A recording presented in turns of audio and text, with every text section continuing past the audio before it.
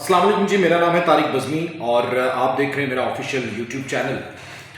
नाज़रीन, पिछले कुछ दिनों से लॉन्ग मार्च जारी है और इस लॉन्ग मार्च में डेली बेसिस पे कोई ना कोई अपडेट आ रही है और बिलखुसूस इमरान खान साहब ये समझते हैं कि वो प्रेशर बिल्टअप करने में कामयाब हो चुके हैं, जबकि दूसरी जानिब जो बैकडोर मुज़ाकरात हैं वो भी चल रहे हैं। हालांकि इसकी तरदीद पाकिस्तान तहरीक इंसाफ की जानिब से हो चुकी है, लेकिन इसके साथ साथ जो परवेज़ इलाही हैं जो कि बहुत बड़े अलाए हैं पाकिस्तान तहरीक इंसाफ के, और इसके साथ साथ वज़ीर आला की सीट पर विराजमान है, वो ज़रूर कहते हैं कि जहाँ बात होनी चाहिए वहाँ पे बात हो रही है। मतलब इस्टेब्लिशमेंट से उनके मुज़ाकरात चल रहे हैं। एक जानिब तो मुज़ाकरात चल रहे हैं और दूसरी जानिब इमरान खान साहब ललकार रहे हैं, खड़े होकर फ़ौज को और बाकायदा नाम लेकर ललकार रहे हैं। और उनका मौक़िफ़ ये है कि DGISI और DGISPR को सामने नहीं आना चाहिए था, ये हमारी लड़ाई थी, हमें लड़नी चाहिए थी। ये सारे मामलात अपनी जगह पर, लेकिन दूसरी जानिब जो इस्टेब्लिशमेंट का मौक़िफ़ है वो यही है कि अनारकी की तरफ, इंतशार की तरफ नहीं धकेला जाना चाहिए, और अगर फ़ौज की ज़रूरत पड़ी हुकूमत को तो फ़ौज जो है वो बिल्कुल आएगी ताकि इंतशार ना फैले। ये बातें चल रही हैं और इसी धरने के दौरान बहुत बड़ी बड़ी डेवलपमेंट्स भी हो रही हैं। कोयटा से रहीम काकड़ जो है नून लीग के सदर थे कोयटा डिवीज़न के, वो तहरीक इंसाफ में शामिल हो गए हैं। इसके अलावा आगा उमर थे लेबर विंग के सदर, वो भी पाकिस्तान तहरीक इंसाफ में शामिल हो चुके हैं। और पाकिस्तान तहरीक इंसाफ के हमारी ये समझते हैं कि पाकिस्तान तहरीक इंसाफ को बड़ी कामयाबियाँ मिल रही हैं। वो कि जब लॉन्ग मार्च की बात की जाए तो उसमें 5-6 हज़ार 7 हज़ार का मजमा जो है वो इमरान खान के साथ होता है। जब शाम को एक स्टेज शो होता है या वहाँ पे तकारीर होती हैं या इमरान खान साहब मौजूद होते हैं तो ये मजमा जो है वो बढ़ जाता है। ये तो अपनी जगह पर इमरान खान साहब बड़ा वाज़ेह मौक़िफ़ रख रहे हैं और वो कह रहे हैं कि जी इस तरह से नहीं होगा, जिस तरह से आप समझते हैं इस तरह से मुल्क नहीं चलेगा, जिस तरह आप चलाना चाहते हैं इस तरह तो सियासत में नहीं आना, जिस तरह से आप आते हैं।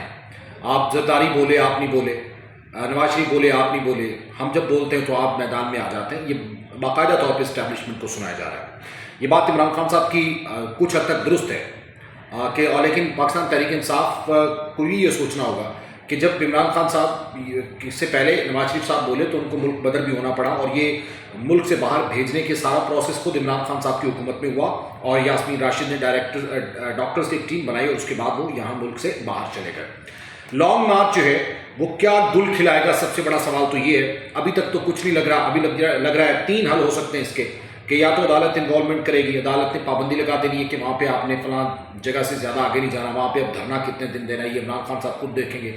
रेड जोन को बढ़ा दिया गया हुकूमत की जानिब से और 0 पॉइंट तक रेड जोन को ले जाया गया है, क्योंकि रेड जोन में दाखिले पे पाबंदी है बाकायदा कोर्ट की तरफ से। और इमरान खान साहब भी यही कहते हैं कि जो पाकिस्तान की कोर्ट्स कहती हैं, सुप्रीम कोर्ट जो कहेगी हम उसी तरीके से अपना लॉन्ग मार्च करेंगे। लेकिन बहरहाल मजमा अच्छा लगा रहे हैं, बहुत अच्छा नहीं कहा जा सकता लेकिन अच्छा ज़रूर है। दूसरा जो एक बड़ा अहम पॉइंट है जिस पे आज हमने बात करनी है वो सहाफ़ियों के हवाले से है। पाकिस्तान में मौजूद तमाम तर सहाफ़ी जो बिलखुसूस पाकिस्तान तहरीक इंसाफ के सपोर्टर्स हैं और इसके साथ साथ जो पाकिस्तान तहरीक इंसाफ को सपोर्ट करने के साथ साथ इस्टेब्लिशमेंट के ख़िलाफ़ ज़ुबान दराजी करते हैं, वो कहते हैं कि हम पे ज़मीन तंग की जा रही है। उसमें सबसे बड़ा जो मिसहैप हुआ बिलखुसूस जो अरशद शरीफ का हुआ, अल्लाह उन्हें गरीक रहमत करे, उसका बाकायदा इल्ज़ाम पाकिस्तान तहरीक इंसाफ की जानिब से इस्टेब्लिशमेंट पर लगा रही है, इस्टेब्लिशमेंट पर, और इसीलिए वो क्लियरेंस के लिए उन्हें आना पड़ा। और भी इसमें कोई मजाका भी नहीं, और फिर बात सारी तफसील भी डिटेल भी शेयर की गई। और इसके साथ साथ ये मुतालबा भी किया जा रहा है कि भाई जो सलमान इकबाल है ARY के ऑनर, उनको भी इसमें शामिल तफ्तीश किया जाए, दूध का दूध पानी का पानी हो जाएगा। बहरहाल एक कमेटी बना दी गई है और उस कमेटी की रिपोर्ट जो है वो 30 दिन के अंदर आ जाएगी सामने। उसके बाद अब अरशद शरीफ के कत्ल के बाद अब मामलात और आगे बढ़ गए हैं। इरशाद भट्टी साहब मुल्क छोड़ के चले गए हैं, वो कहते हैं मैं गैर महफूज हूँ। आरिफ उम्मीद भट्टी साहब के बारे में भी ये कुछ इन्फॉर्मेशन हैं, लेकिन अभी तक उनकी तरफ से कोई क्लियरेंस नहीं आई है। साबिर शाकिर साहब पहले बाहर हैं, अरशद शरीफ के बाद वो भी चले गए थे। और इसके साथ साथ जो मुईद पीरजादा हैं वो भी मुल्क से जा चुके हैं। वो अब ये तीनों का तासुर ये है, ये तीनों ये कहते हैं कि पाकिस्तान एक गैर महफूज मुल्क है और ये पूरी दुनिया में ये तासुर देने की कोशिश की जा रही है। हालांकि ऐसा हरगिज़ नहीं है, ऐसा बिल्कुल भी नहीं है कि आप एक खित्ते को गैर महफूज बना दें। इमरान रियाज साहब की एक वीडियो वायरल हुई है और वो भी मंजर आम पे आ गए हैं। लोगों की जानिब से कहा गया था कि वो मुल्क छोड़ के चले गए, लेकिन उनका कहना कि वो गए नहीं। अगर उनको बाजवा साहब बुलाते हैं, जो आर्मी चीफ हैं वो बुलाते हैं, तो वो बाकायदा तौर पर पेश होंगे और उनके नाम लेंगे जो उनको थ्रेट कर रहे हैं, थ्रेटन्स कॉल जिनको आती हैं। चौधरी गुलाम हुसैन पर FIA की रेड हुई, वो भी पकड़े गए। उसके बाद वो वापस है, वो 92-93 का एक 5-6 करोड़ का केस है वो चल रहा है, तो उसमें उनकी जमानत होगी, वो भी बाहर आ गए। अच्छा, ये सारे मामला सिर्फ अभी नहीं हो रहे। آپ کو یاد ہوگا پاکستان تحریک انصاف کی حکومت میں مطیع اللہ جان کو اغوا کیا گیا تھا، اس کے ساتھ ساتھ اسد کھرل صاحب کے، اسد طور صاحب کے فلیٹ پہ چھاپے مارے گئے تھے، رضوان رضی صاحب کو اٹھایا گیا تھا. یہ کوئی پہلی دفعہ نہیں ہو رہا. اچھا پھر پیچھے چلے جائیں تو 2012 میں بم لگایا گیا تھا گاڑی کے نیچے حامد میر صاحب کی، اور اس کے بعد 2014 میں ان پر 6 بلٹس فائر ہوئے تھے، جو کہ انکوائری کمیٹی بنی تھی لیکن ابھی تک کوئی رپورٹ جو ہے وہ سامنے نہ آ سکی ہے. تو یہ 2010 کے بعد سے یہ سارا معاملہ چل رہا ہے کہ صحافیوں پر زمین تنگ کی جا رہی ہے. تو یہ پہلا تاثر نہیں ہے کہ صحافیوں پر زمین تنگ ہے. ایک تو یہ سمجھنا ہوگا خصوصاً پاکستان سے جانے والے صحافیوں کو، اور دوسری چیز ہمیں جو سمجھنی ہوگی وہ یہ کہ اس وقت کون سی لینگویج کہاں پہ یوز کرنی ہے، استعمال کرنی ہے، اداروں کے خلاف کس طریقے سے چلنا ہے، کون سی خبر دینی ہے، کون سی نہیں دینی ہے، اور کس حد تک جانا سپورٹ میں عمران خان صاحب کی یا کسی بھی سیاسی جماعت کی، وہ بھی ہمیں سوچنا ہوگا. یہ صحافیوں پہ ڈیپینڈ کرتا ہے کہ وہ انارکی پھیلاتے ہیں، انتشار پھیلاتے ہیں تو غلط ہے. اگر وہ اداروں کے خلاف ایسی ہی زبان استعمال کرتے ہیں جو کہ انڈین میڈیا یوز کر رہا ہے، وہ غلط ہے. آپ یہ دیکھیے کہ پاکستان تحریک انصاف کی جانب سے جو زبان استعمال کی جا رہی ہے چیئرمین صاحب کی طرف سے، عمران خان صاحب کی طرف سے، اس کو اپریشیٹ کیا جا رہا ہے باقاعدہ بھارتی میڈیا میں.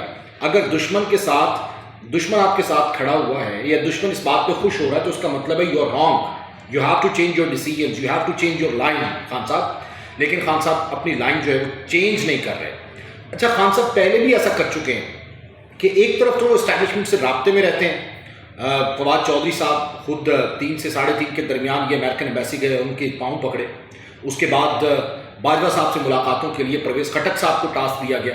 پرویز خٹک صاحب ادھر سے ملاقات کر کے آتے تھے کہ جی معاملات کچھ ہینڈل کرتے ہیں، پیچھے سے عمران خان صاحب پھر کوئی ایسی اسٹیٹمنٹ جاری کر دیتے تھے. تو یہ ایک عرصے سے چلا آ رہا ہے اور یہ امر مانے نہیں ہے.